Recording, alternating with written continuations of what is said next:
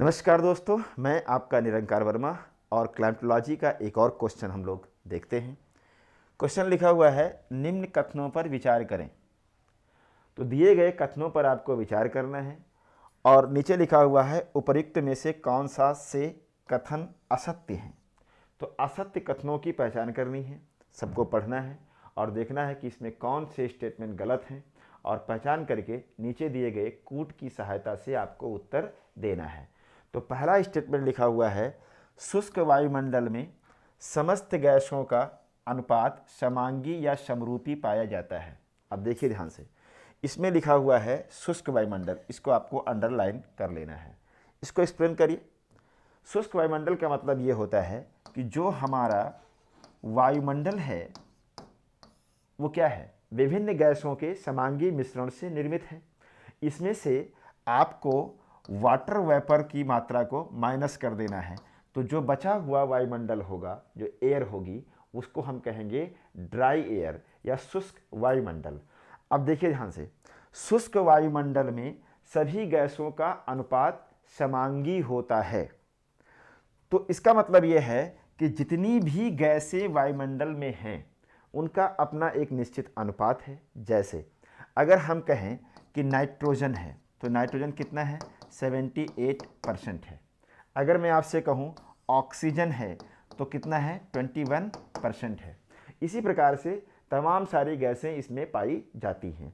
तो अगर ये ड्राई है तो सभी जगह पर आपको समांगी मिश्रण देखने को मिलेगा। अब प्रश्न उठता है कि ये किस सिद्धांत के आधार पर हम बोल रहे हैं। तो इसमें सिद्धांत ये लगता है, अगर हम सतह से 88 किलोमीटर की ऊंचाई तक जाएं तो इसको हम कहते हैं वायुमंडल का सममंडल, ठीक है। और 88 किलोमीटर के ऊपर जब जाएंगे तब इसको हम कहते हैं विषम मंडल। इसका मतलब क्या है, इसका मतलब यह है कि जब हम सरफेस से 88 किलोमीटर की ऊंचाई तक देखते हैं तब इसमें गैसों का एक मिक्स फॉर्म पाया जाता है, यानी कि इसमें हमको एयर मिलेगी, वायु मिलेगी। तो एयर क्या है, एयर वास्तव में मिक्सर ऑफ गैसेस है, यानी गैसों का मिश्रण एयर है। तो यहां मिश्रित फॉर्म में आपको गैस मिलेगी, सब मिक्स होगा। ऐसे सबका अपना रेशियो है, नाइट्रोजन 78%, ऑक्सीजन 21%, इसी तरह से और सारी गैसें इसमें पाई जाती हैं। इसमें सिद्धांत लगता है law of constituency, law of constituency, स्थिर अनुपात का नियम। जबकि आप 88 किलोमीटर के ऊपर जब आप जाते हो तो यहां पर आपको एयर फॉर्म में गैसेस नहीं मिलती हैं, यानी मिक्स नहीं है। यहां पर आपको देखेंगे कि गैसों की लेयर मिलना शुरू हो जाएगी। और लेयर कैसे मिलेगी, भारी से हल्की गैसों की ओर आप देखेंगे क्रमबद्ध तरीके से गैसों की विभिन्न परतें पाई जाएंगी एटॉमिक और मॉलिक्यूलर फॉर्म में। तो इसलिए इसको कहते हैं विषम मंडल और इसको कहते हैं सममंडल। अब इस सममंडल में देखो, इस सममंडल में अगर हम जलवाष्प की मात्रा को बाहर निकाल लें, पूरी तरह से शून्य कर दें वाटर वेपर को, तो ऐसे में सभी जगह पर गैसों का एक समांगी अनुपात पाया जाएगा। ये बात सही हो गई। इस आधार पर हम देख लेंगे तो यह वाला स्टेटमेंट क्या है, सही है। वहीं दूसरा स्टेटमेंट क्या कह रहा है, विषुवतीय प्रदेशों से, ध्यान दीजिएगा, विषुवतीय प्रदेशों से ध्रुवों की ओर जाने पर जलवाष्प की मात्रा वायुमंडल में बढ़ती है।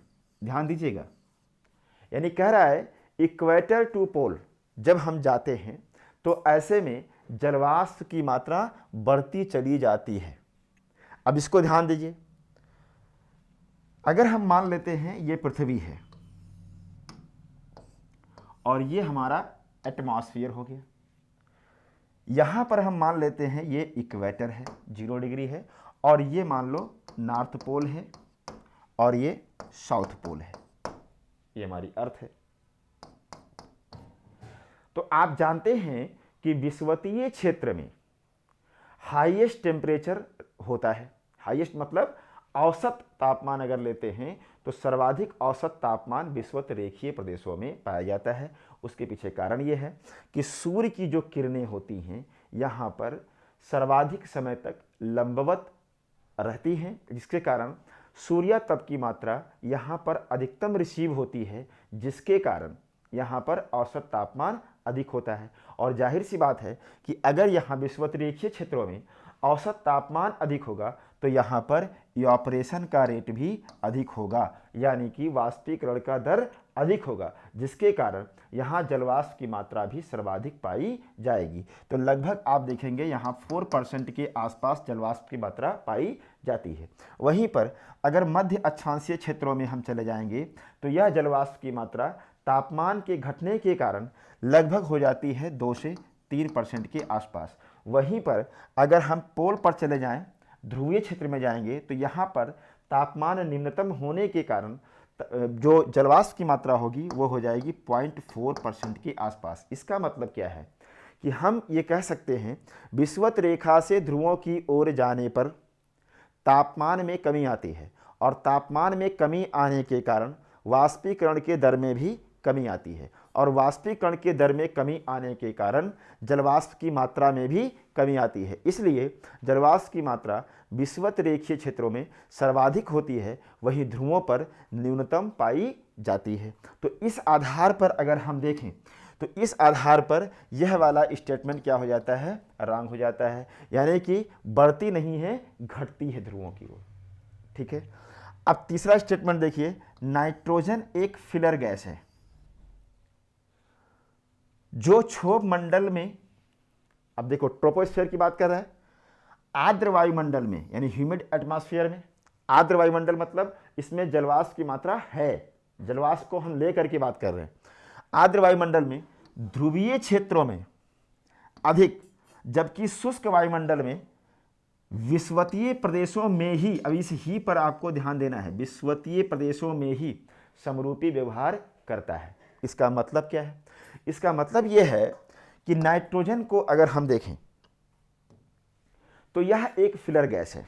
हमने कहा कि यह पृथ्वी है, ध्यान समझते चलिएगा, ये इसका एटमॉस्फेयर हमने बना दिया, और ये विषुवत रेखीय क्षेत्र हो गया, ये पोल है और यह भी पोल है, ये ध्रुव हो गए। अब कह रहा है कि ऐसा वायुमंडल जिसमें जलवाष्प की मात्रा भी है, यानी कि अगर हम इधर की ओर ले लें विद वाटर वेपर, यानी जलवाष्प को लेते हुए, यानी आर्द्र वायुमंडल की बात कर रहा हूं मैं। तो जब आर्द्र वायुमंडल की बात करेंगे तब ऐसे में विषुवत रेखीय क्षेत्रों में आपको पता है जलवाष्प की मात्रा कितनी होती है, 4% होती है। अगर उसी प्रकार से हमने कहा मध्य अक्षांशीय क्षेत्रों में 2 से 3% के आसपास होती है, और ध्रुवीय क्षेत्रों में यह हो जाती है 0.4% के आसपास। इसका मतलब क्या है? इसका मतलब आर्द्र वायुमंडल की बात हो रही है, इसका मतलब यह है कि विषुवत रेखा से ध्रुवों की ओर जाने पर जलवाष्प की मात्रा घट रही है। तो अब इसका मतलब अगर हम इधर ले लें विदाउट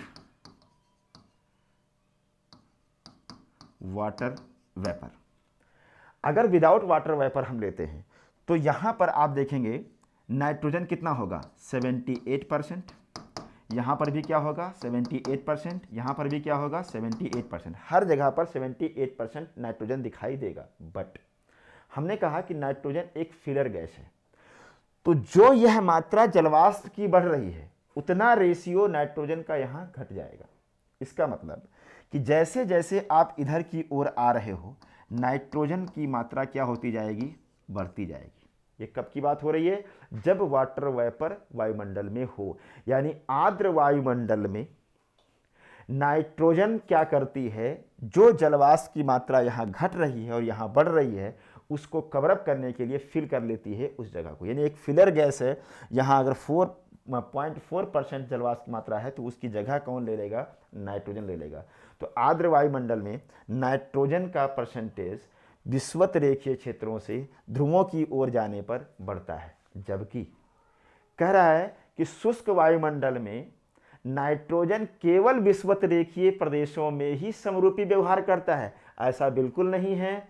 जब इसमें से हम वाटर वेपर निकाल लेते हैं, यानी विदाउट वाटर वेपर की बात करते हैं, शुष्क वायुमंडल की बात करते हैं, तब ऐसे में नाइट्रोजन का परसेंटेज सभी जगहों पर क्या हो जाएगा, बराबर हो जाएगा, इक्वल हो जाएगा। यानी चाहे वो इक्वेटर हो चाहे पोल हो, हर जगह पर 78% ही दिखाई देगा। ये बात समझ में आई। तो इस आधार पर जो इसमें केवल ही लगा करके क्वेश्चन पूछ लिया है कि विषुवतीय प्रदेशों में ही समरूपी व्यवहार करेगा, यह स्टेटमेंट हो गया गलत। सभी जगह पर समरूपी व्यवहार होगा। तो इस आधार पर यह भी स्टेटमेंट क्या हो गया, गलत हो गया। अब तीसरा स्टेटमेंट देखिए, ऑक्सीजन की उत्पत्ति ज्वालामुखीय क्रिया से हुई थी। यानी कह रहा है कि जो ऑक्सीजन इस पृथ्वी पर आया, वायुमंडल में आया, इसकी उत्पत्ति वॉल्केनिक जो इरप्शन हो रहा था, जिसको हमने बोला था द ग्रेट टेक्टो वॉल्केनिक एज, उस समय ऑक्सीजन भी आया। बट कह रहा है जिसकी मात्रा कालांतर में, यानी कि बाद में धीरे धीरे इसकी मात्रा घटती रही। देखिए ध्यान दीजिए, घटती रही, ऑक्सीजन घटता रहा कह रहा है।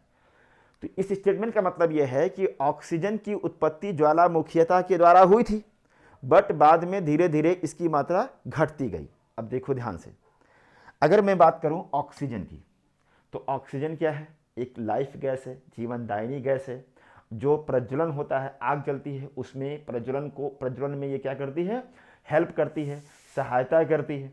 तो अब देखिए, जब इस पृथ्वी पर वॉल्केनिक इरप्शन हो रहा था, जो कल हमने आपको बताया था कि बहुत सारे इसमें क्या बन गए थे, वल्केनो बन गए थे, तो इसमें से ऑक्सीजन आइसोटोप्स के रूप में O18 के रूप में थोड़ा बाहर आया था। यानी आइसोटोप्स के रूप में आया था, O18 इसको आप कहते हैं। तो ज्वालामुखी क्रिया से थोड़ी सी मात्रा में ऑक्सीजन बाहर आया था। बट ध्यान देने वाली बात यह है कि जो प्रेजेंट टाइम में आप ऑक्सीजन देख रहे हो, वह वास्तव में प्रकाश संश्लेषण क्रिया से निर्मित हुई। किससे? प्रकाश संश्लेषण से निर्मित हुई। जैसे जब यहाँ पर पृथ्वी पर लाखों वॉल्केनिक इरप्शन हो रहे थे, तमाम तरह की शील्ड बन रही थी, तब ऐसे में बहुत सारी गैसें बाहर आ रही थी, जो हमने वायुमंडल के निर्माण के बारे में बात करी है। तो उस समय जो पृथ्वी की अंदर से ऊर्जा निकली, या विभिन्न प्रकार की गैसें निकली, या आप कह सकते हो पृथ्वी के अंदर से जलवाष्प की मात्रा निकली, वह जलवाष्प ऊपर जा करके उसका संघनन हो गया, ठंडी हुई तो, और संघनन होने से यहाँ पर लाखों साल लगातार वर्षा होती रही। यानी रेन जो पृथ्वी पर हुआ वो लाखों साल लगातार होता रहा। इस एज को कहते हैं द ग्रेट डेल्यूज। और जब यहाँ वाटर आ गया, धीरे धीरे वेजिटेशन आएगा, और वेजिटेशन आएगा तो फिर प्रकाश संश्लेषण की क्रिया शुरू हो जाएगी, और प्रकाश संश्लेषण की क्रिया शुरू हो जाएगी तो ऑक्सीजन की उत्पत्ति हो जाएगी। यानी कि ऑक्सीजन जो आप देख रहे हो, ये प्रकाश संश्लेषण की क्रिया से आई है, आइसोटोप्स के रूप में थोड़ी बहुत मात्रा में ज्वालामुखी क्रिया से हुई, और धीरे धीरे ऑक्सीजन की मात्रा बढ़ती चली गई। और इसीलिए हम कहते हैं कि हमारे वायुमंडल में सबसे नवीन गैस कौन सी है, तो हम कहेंगे ऑक्सीजन है। तो इस आधार पर अगर हम देखें, तो इस आधार पर यह स्टेटमेंट क्या हो जाएगा, गलत। इसकी मात्रा घटती नहीं है, इसकी मात्रा लगातार बढ़ती चली गई है। तो आप देखें, इसमें केवल पहला सही है, बाकी तीनों गलत हैं। यानी 2, 3, 4 ये 3 स्टेटमेंट असत्य हैं। तो आपका उत्तर सही हो जाएगा बी।